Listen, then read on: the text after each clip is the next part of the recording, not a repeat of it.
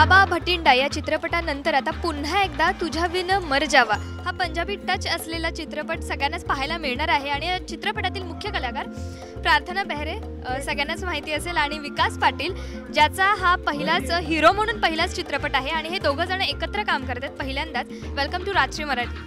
Thank you so much. Okay, खूप आधी छान दिसतेस या गेटअपमध्ये।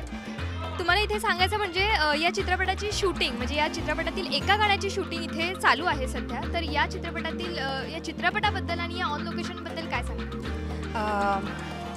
तुझ्या विन मर जावा फिल्मचं नाव आहे, तसंच फिल्मच्या गाण्यात पण हाच प्रकार आहे, म्हणजे तुझ्या विन मर जावा मराठी आणि हिंदीचं मिक्सर आहे। तसं ह्या गाण्यात पण गाणं हिंदी आहे, त्याची तर्ज हिंदी आहे पण बोल मराठी आहे। सो असं मिक्सर गाणं आज आम्ही इथे शूट करतोय। आता त्याच्यावर आम्ही डान्स स्टेप्स करायचा प्रयत्न केला आणि नाचायचा प्रयत्न केला आणि खूप एक्सायटेड आहोत आम्ही, कारण एक तर खूप छान गाणं झालंय।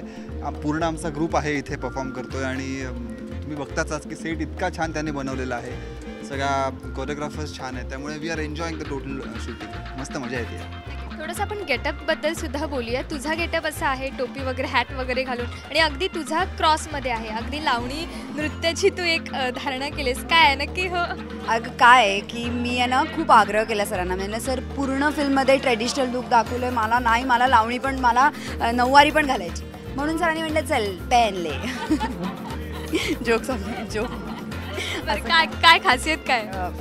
Jokes apart, the thing is that की आम्ही दोघांनी हे जे गाणं आहे हे बॉबीमधलं जे गाणं आहे त्याच्यावर आम्ही परफॉर्म करतो। आणि बॉबीमध्ये तुम्ही ऋषी कपूर आणि डिंपल कपाडियाला पाहिलं असेल। सो डिंपल कपाडिया त्याच्या तशा नऊवारी नाही पण कोळी त्या ह्याच्यात होती, नऊवारीत होती, गेटअपमध्ये होती। सो मला त्यांनी सांगितलं तुला पण तसंच अटायर घालायचं आहे आणि he is the Rishi Kapoor. So त्याला अशा नवीन स्टाईलच्या आजकालच्या ऋषी कपूरच्या स्टाईलमध्ये त्याला दाखवलं, त्यामुळे रॉकस्टार एक रॉकस्टार लुकचा सरांना हवं होतं की त्या काइंड ऑफ लुक तुला द्यायचा आहे, तर त्याचा आम्ही एक प्रयत्न केलेला आहे की एक जॅकेट, मस्त एक हॅट, आणि मला असं वाटतं की बऱ्यापैकी लुक आलेलं आहे लोकांच्या कमेंट्सवर। लुक आलेला ॲटिट्यूड सॉरी मजा होती येणार नाही कारण तो ऑलरेडी आहेच आहे, त्यामुळे यायची काही गरज नाही आहे, तो ऑलरेडी आहे। आणि हां म्हणजे मजा येते आम्हाला ह्या गेटअपमध्ये, प्रार्थनेला या गेटअपमध्ये बघून जशी आम्हाला करताना मजा येते तशी तुम्हाला नक्कीच बघतानाही मजा येईल आणि तुम्ही एन्जॉय कराल असं आम्हाला वाटतं।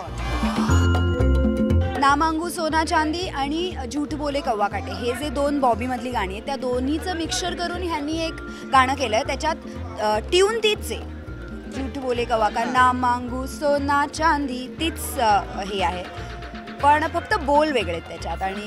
आणि बॉबीचा नॉस्टॅल्जिया एक आणण्याचा प्रयत्न केलेला आहे, कारण त्या ट्यूनमध्येच इतका गोडवा आहे आणि इतकं त्याच्यात रोमांस आहे, अशा सगळ्या फिलिंग्स आहेत, तर त्या फिलिंग्स कुठेतरी आमच्या फिल्मशी रिलेटेड आहे, त्यामुळे तो एक कनेक्शन असं दाखवण्याचा एक छोटासा प्रयत्न आम्ही करतो। आणि हे गाणं खूप छान झालं आहे, म्हणजे ऐकताना पण आम्हाला परफॉर्म करताना खूप गोड वाटतं आहे, तुम्हाला ऐकतानाही छान वाटतं, कारण ऑलरेडी हिट गाणं आहे, त्याच्यात आम्ही एक थोडंसं मराठीपणा आणण्याचा प्रयत्न केला आणि तो ऑडियन्सला नक्कीच आवडेल। जनरली असं होतं की मराठी गाण्याचे हिंदीमध्ये रिमेक होतात, आपण हिंदी गाण्याचं मराठीमध्ये रिमेक केलं सो हे काही वेगळं आहे। बरोबर, तुम्ही दोघेही खूप छान दिसताय आणि या चित्रपटासाठी खूप खूप शुभेच्छा। Thank you so much. Thank you so much.